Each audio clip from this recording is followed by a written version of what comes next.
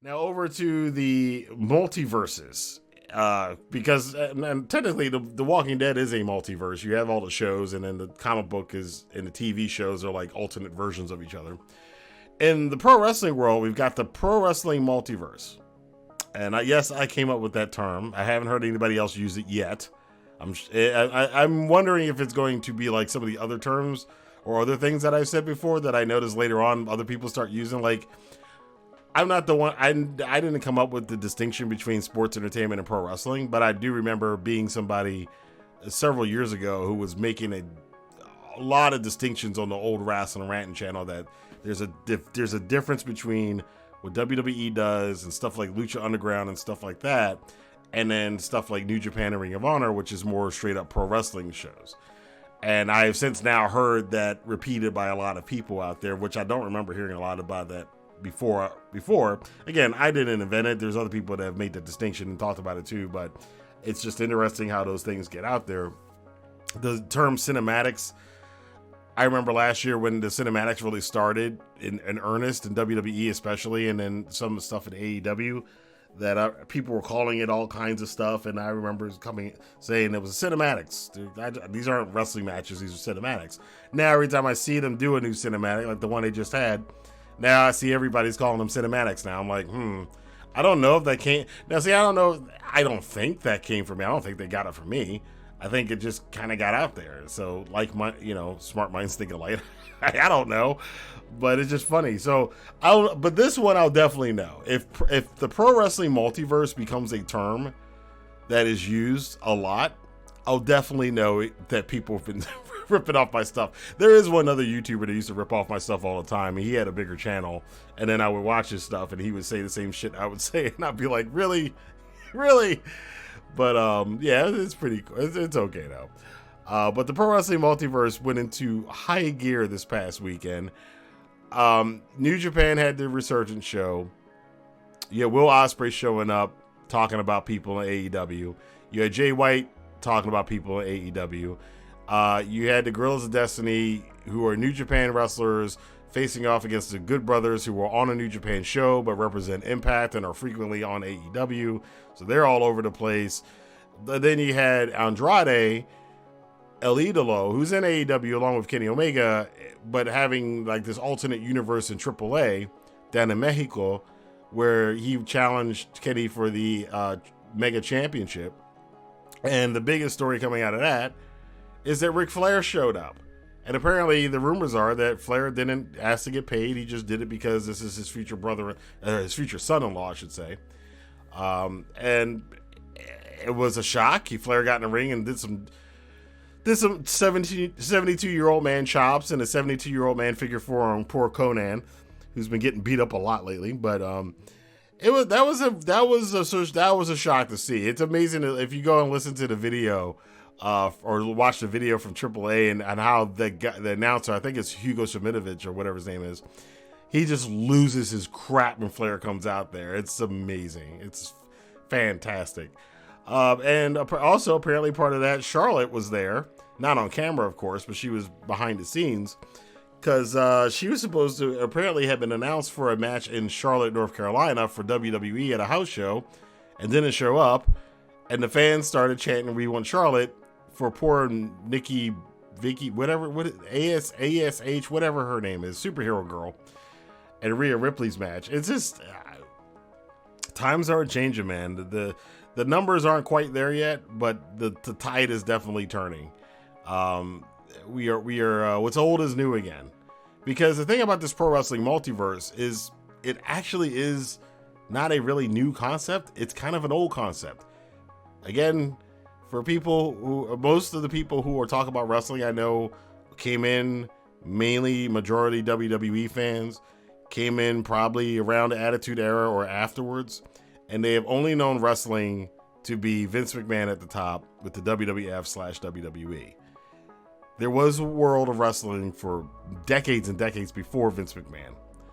And to some degree, the NWA, the old National Wrestling Alliance, worked a lot with the current Pro Wrestling Multiverse is working like, where, there was a champion who went around to all the territories. Right now, that's Kenny Omega, which is the irony of him facing off with Ric Flair and Triple Mania this past weekend, because it's kind of like, Flair seeing the new version of himself. And I've been talking about that for a while, that Kenny Omega seems to be trying to do a modern version of Ric Flair.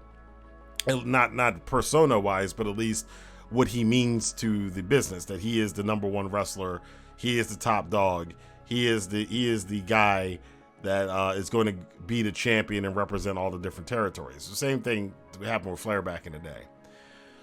So before Vince, the NWA would have different territories, and you had a champion that went around to them. They trade talent. Some guy would be here for a while, then they'd have a feud over here for a while, and then that person would go over there, and someone would go from Stampede to the Mid-Atlantic, and the Mid-Atlantic guy would go up to New York, or as they called it. They still call it today. Some people go out to the Midwest with some other companies, and now you're seeing a lot of that happening right now. And the thing about it is, I was like, this might wear itself out pretty soon, but I don't think so. I think because of the way they're doing it, it's only like a handful of people.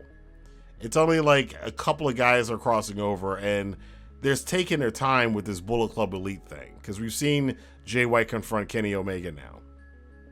And now we've seen the Guerrillas of Destiny confronting the Good Brothers, Anderson and Gallows. So the lines are being slowly drawn. Hikuleo was on the AEW Dynamite. A lot of these people are talking about going to AEW and challenging. So the way it seems right now is AEW is kind of like the hub. So they're the gateway, I guess I should say, too, where they're getting an audience of about 900 to a little over 1.1 million viewers every single week, depending on the week. For Dynamite, I heard that Rampage's numbers were around 740,000. But they're by far the biggest, most watched wrestling company that in North America that is not called WWE. And they are now the conduit to all of these other wrestling companies. And hey, here's the NWA Women's Champion. Oh, hey, here's some New Japan guys. Oh, hey, here's some guys from Impact. Haven't quite seen Ring of Honor get in on this yet, or MLW, but I mean, time will tell if that happens. But again, this is kind of the return to the old days. If you go back to the mid-'80s, it was kind of like what Crockett was doing. Jim Crockett Promotions got on TBS. Dusty and the Crockett's, they got that deal worked out. They were on 605 on TBS every single Saturday night. They were the flagship station, all this other stuff, all those terms that I remember from being a kid. And they were the conduit. But Barry Windham was the Western States Heritage Champion, was a championship from a different territory. And you had the Florida Heavyweight Championship, which was from a different territory, but was defended on, JCP television. You had a bunch of other titles, and they had their brief period working with the UWF for a while. There was this again. This is what's happening now with the Pro Wrestling Multiverse. Is not. It's very similar to what happened back in the day. But now it's just a little bit more defined.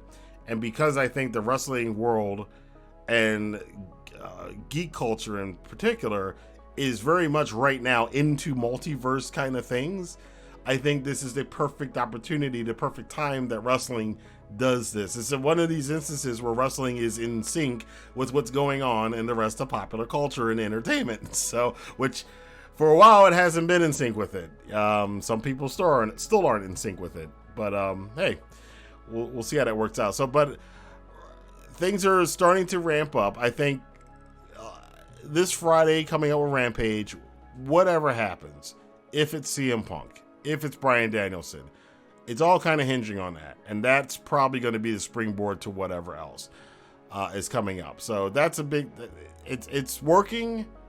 It's not translating. So, I mean, the AEW's numbers are up. They were down this past week, but they've been up in general over the last 2 months as far as their viewership numbers.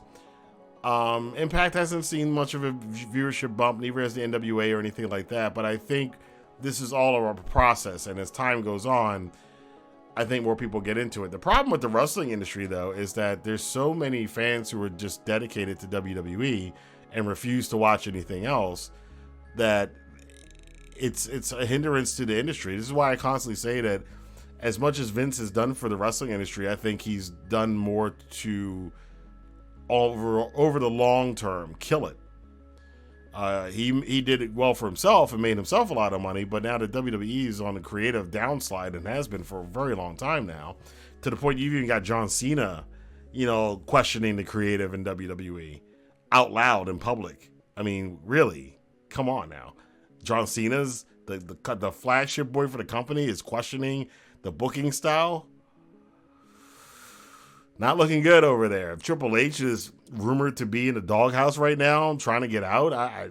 Geez, man, it doesn't seem like it's good. But why would Vince care? Vince has made his money. He's made his company. He got what he wanted. He took a wrestling company and made it into a media company, and sold a lot of people on the fact that wrestling is not wrestling. It's a variety show. It's Saturday Night Live with a ring. That's what he always wanted. And that's what he got. That's what he did to the wrestling industry. And the rest of the wrestling industry is now trying to crawl back to where it was before. And I can only hope that the efforts of all of these people who are working together now seem to be working fine, despite the fact that Tony Khan changed the finish for Triple Mania.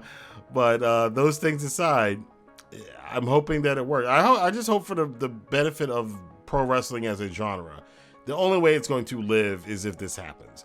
Pro wrestling as a genre is not going to exist much longer under WWE's monopoly. The crowd has shrunk. They're not changing anything. In fact, they're going backwards now with what's all the news about NXT. It's not going to work. It's not going to continue if it's just Vince's vision. You need new ideas. You need new faces. You need fresh ideas. You need a little bit of the old merged with the new, and that's what the Pro Wrestling Multiverse is doing right now. And I can only hope that it continues to be as cool as it is right now for the million or so of us that are into it. And hopefully that fan base will grow again. So we'll see what happens with that.